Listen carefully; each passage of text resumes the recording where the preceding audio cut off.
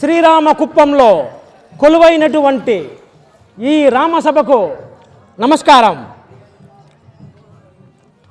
ఈ పరమ పవిత్రమైన తొలి ఏకాదశి రోజు రామాయణంలోని వాల్మీకి రామాయణంలోని కౌసల్యాదేవి శ్రీరాముడికి చెప్పినటువంటి మంగళాశాసనాల గురించి 4 మాటలు మాట్లాడమని పెద్దలు ఆజ్ఞాపిస్తే అది రాముల వారి ఆజ్ఞగా భావించి శ్రీరామకుప్పానికి రావటం జరిగింది.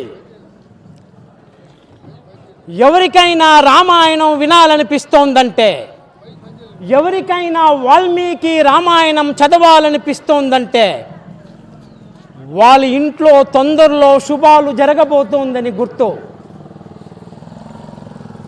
శ్రీమన్నారాయణుడే సాక్షాత్ ఆ వైకుంఠనాథుడే శ్రీరామ